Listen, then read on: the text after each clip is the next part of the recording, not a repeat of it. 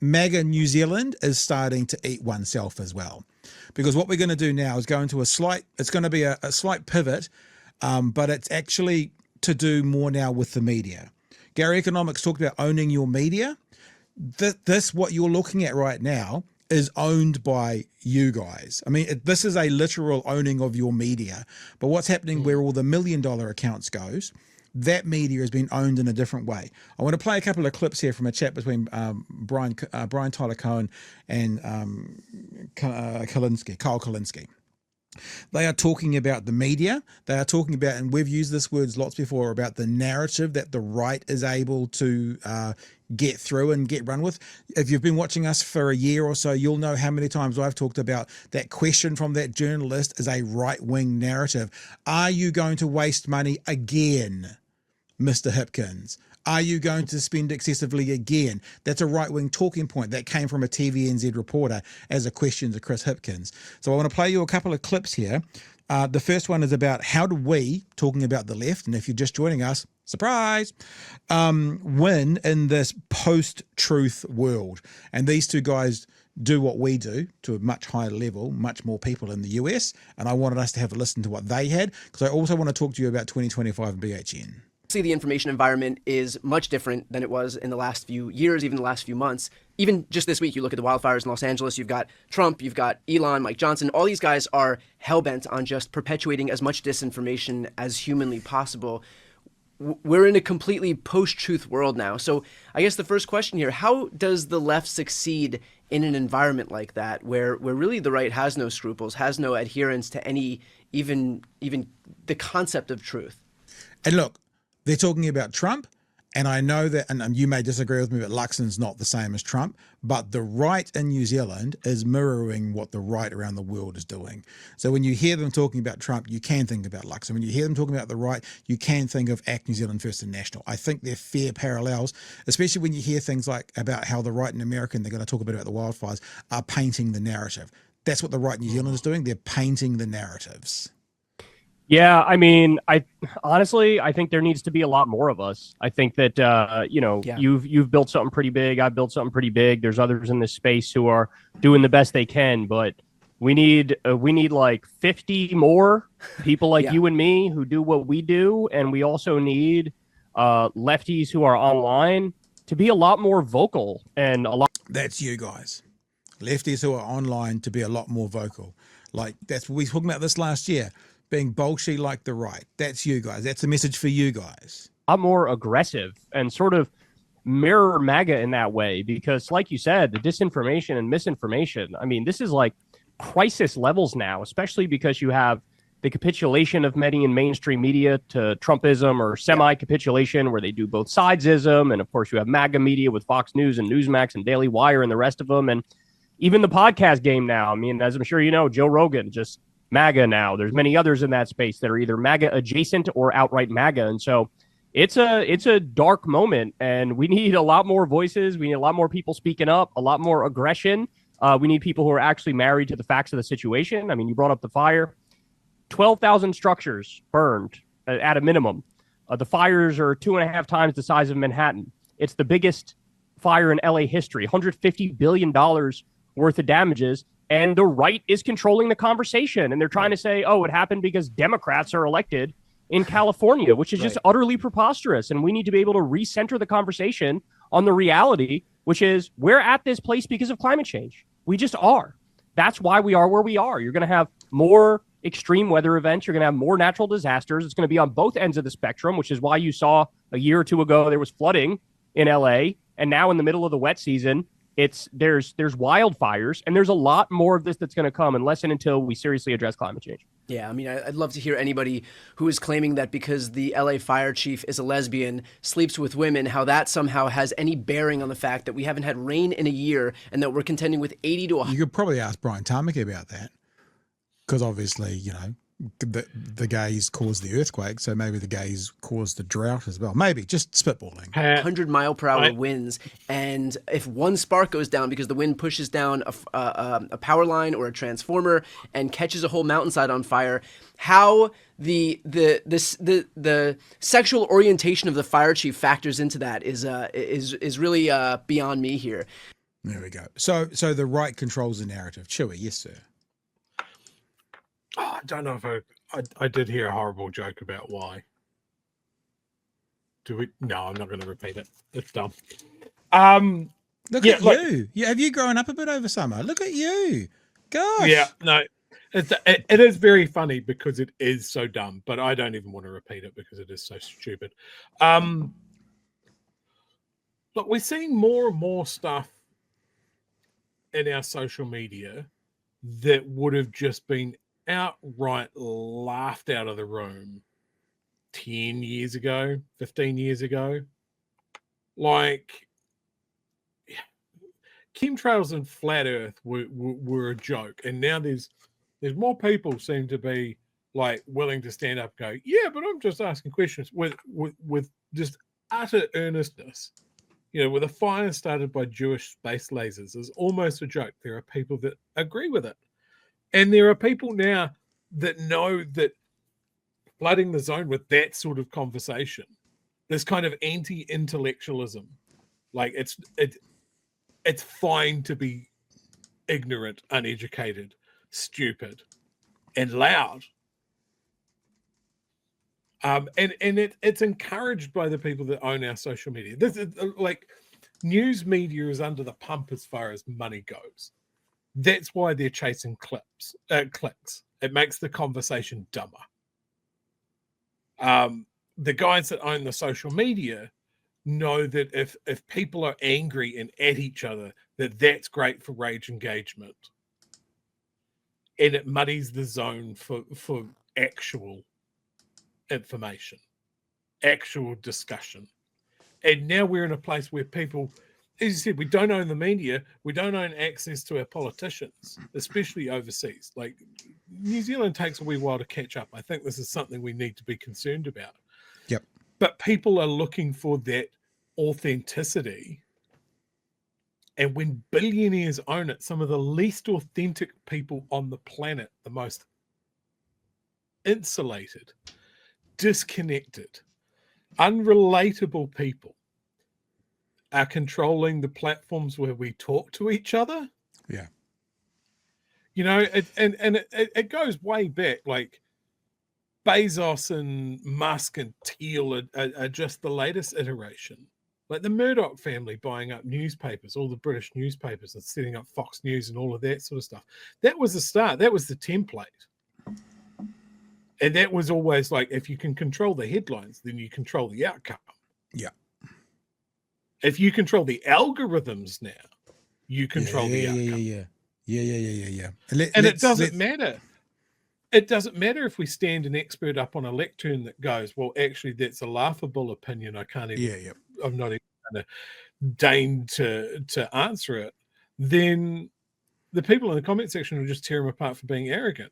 Yeah. We have devalued experts. We have a government now here in New Zealand where we have talked at note, it seems to be disregarding experts. And if they go against what the government's saying, well, that's because they're partisan hacks. Like, we need to be concerned about this. It is actually year one.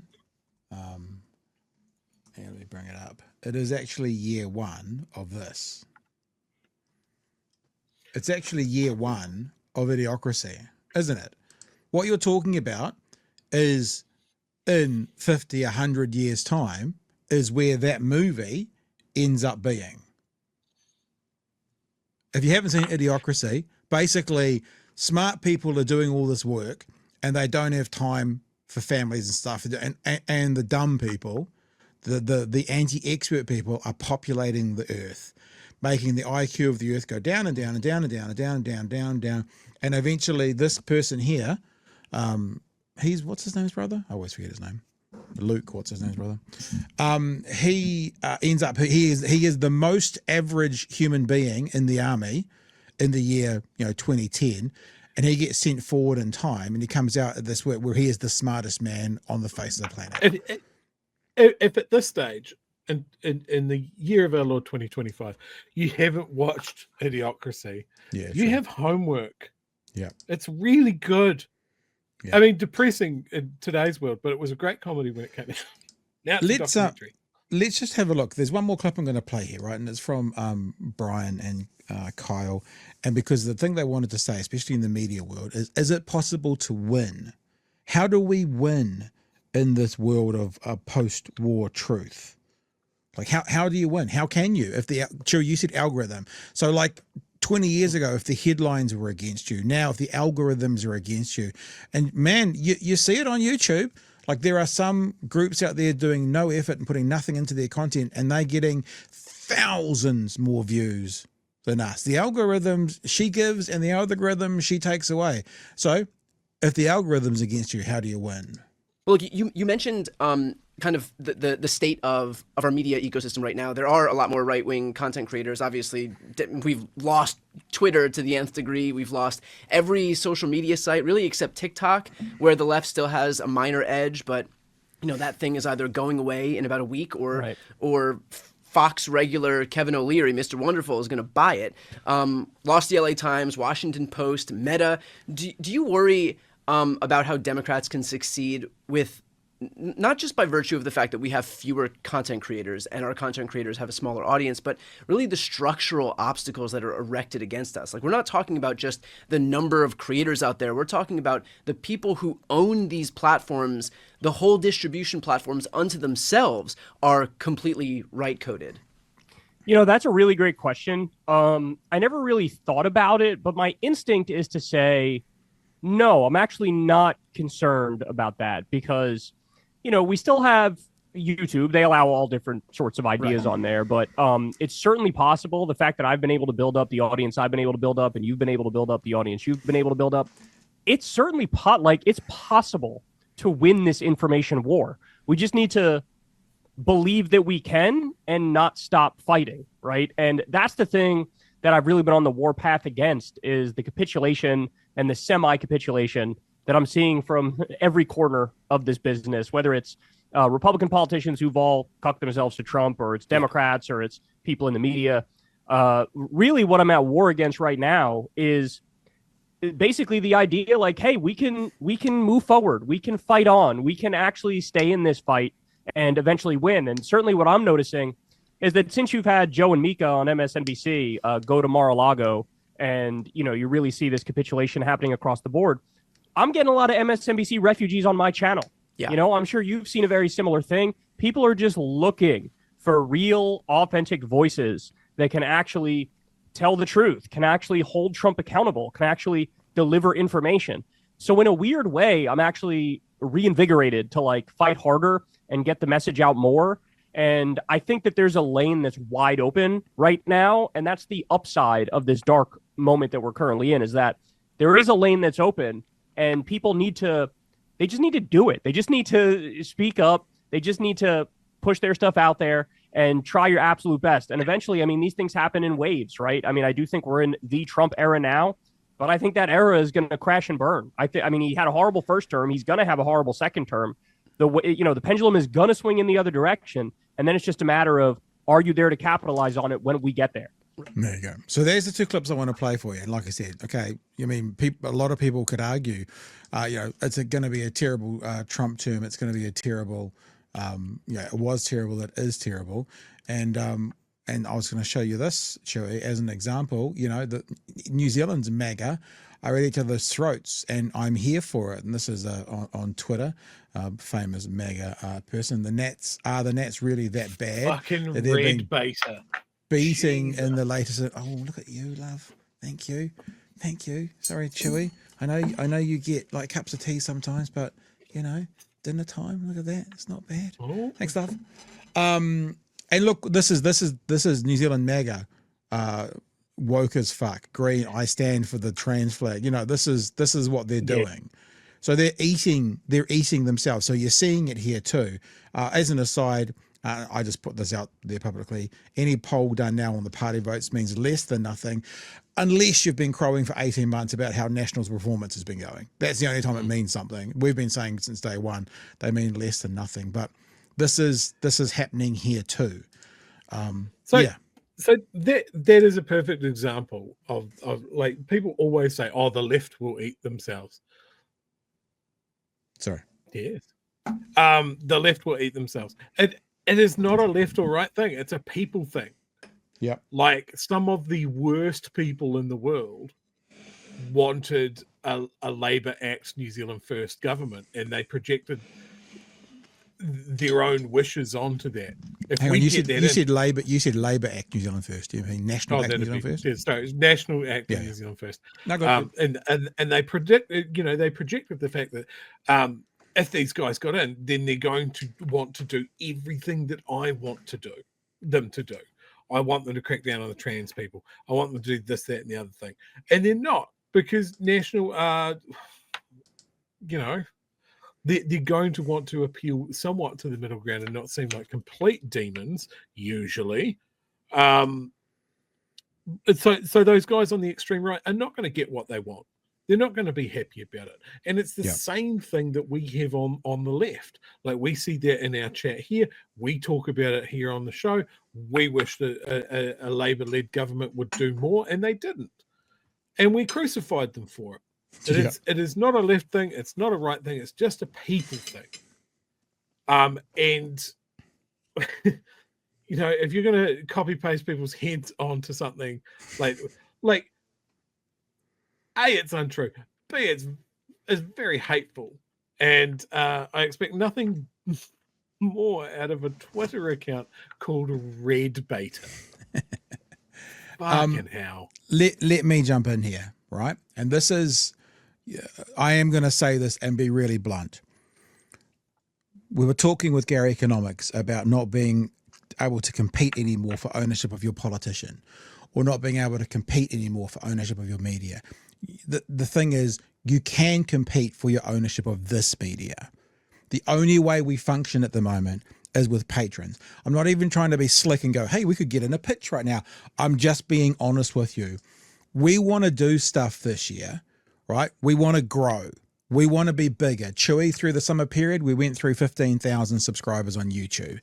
Now, that might not sound like a lot, but we're 1/70th the size of America.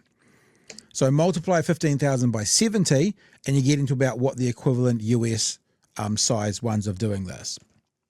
I'm just going to be really bold and blunt about this. If you are someone who is not yet a patron and you want to help us and see us grow, I'm going to actively encourage you to become a part of the team sooner rather than later. I would like to see another 100 patrons in the next kind of few months, because we need it, because I want to do more. I want more shows. I want to get some more people doing other content, nothing to do with BHN, but on the BHN platform. I want to go to some of those people who are leaving mainstream media because the government is turning off the taps and the advertisers are turning off the taps, but they're good people who think like us, and tell them to come and do a podcast with us. I want to do more. If you want to, and if you can, work with us collaboratively and financially, patreon.com/Big Hairy News. The other way is obviously through the merch, right? And I'm just going to be bold and blunt about it. We want more eyes, we want more ears, we want more supporters, and we want more advocates. I think it was Emily put up after we went through 15,000 last week, put up a thing on Twitter. How many do you expect by the end of this year? And I'm like, might double, maybe. I think I might have clicked 30 or 35,000, something like that, which would be, pretty good for New Zealand. But I'm like, you know what? I'm not saying this for 2025, but you get one of those YouTube plaques at 100,000. That's what it takes to get a YouTube plaque. I personally, and I'm saying this, whatever the optimist is. Pessimist is a pessimist. I'm not sure if this will ever be that big, because we are making a New Zealand product for a New Zealand audience. But we need more viewers, we need more listeners, we need more supporters, and that includes subscribing to the channel. That includes sending stuff around to your friends, sharing our stuff, being our advocate. The number of places we go now where people go, "Oh yeah, we've heard of you. Oh yeah, we've heard of you. We know who you guys are. Oh yeah, we've heard of you," and it's because you guys do that kind of thing. I know this might feel like a hard pitch, and we don't often do this, but I'm just being serious. If you want control of this media, if you want ownership of this media, then this is how you do it. If you want to push back against those ones you can't have ownership of, then this is how you do it. And like Kyle and Brian Tyler Cohen go, we need 50 more of us. I agree. I'd love to see some more New Zealanders doing this, especially on the left. But what I also know is that we've had a fucking 3-year head start at this. Bring on anybody else. A rising tide lifts all boats. But just being honest with you, someone comes on tomorrow and like me and Chewie gets 22 viewers in an episode, full stop. They may well not be there after 12, 18, 24 months to build the audience and build the community. So I'm not saying let's not spread ourselves to other people. What I am saying is we're here now. We are at the sharp edge of this and we want to push further through, and we actually need help to do that. I'm being blunt about financially, but also these other things as well. Chewie, you didn't know I was going to go off on that, but do you want to add anything to it? Yeah, I do, because I think it illustrates a point. Yes, you were just talking about BHN. But one of the things with us talking about how to fund BHN and you know, being owned by our listeners essentially is that is what works for our side of the argument. On the other side of the argument, you've got the platform with Oliver. And he isn't funded by his owners. Funded by his listeners. Yeah. He's funded by the Wright Family Foundation. Someone wrote him a big fat fucking check for him to run for 3 or 5 years, whatever the fuck it is. And that is exactly what they have on that side. People with a lot of money that would have put their thumb on the fucking scale. We can't compete with that. We don't have. And we've been asking. We've been asking for a lefty person that can write us a big fat fucking check for us to do what we want, and suddenly they all disappear. We have got people, and this is what we've said all the way along. This translates to politics for us as well. It's people power, and I think, you know, times are tough and all of that sort of thing. But when we looked at the election last year, the war chest that National and ACT were able to put together was 3 times what what Labour put together, or the Greens put together.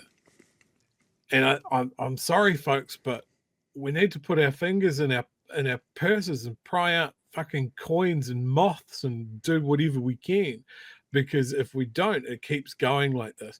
We're lucky here in New Zealand; our politicians are accessible, and they're not bought to the same degree as they are overseas. But we've got to be very protective of what we've got here, because the other side want us to slide along the way that they have in the UK, in Australia, and the US. We can't let them. But it's important to just remember, right? At the moment, the right is setting the narrative. Sorry. I'll bring that example again. Whoever it was for the new TVNZ, public coffers, public-owned entity, remember, who asked Christopher Hipkins something about, is this just Labour wasting money again? Not are you just wasting money? Fine. Again, right-wing narrative. So even some of those places that aren't bought and paid for by a $2 million check or whatever, the right is still controlling some of the narrative, and we need to find a better way, and we need to push back. And I tell you what, if you're watching people who I'll be emailing tomorrow from various political parties, we need to be involved.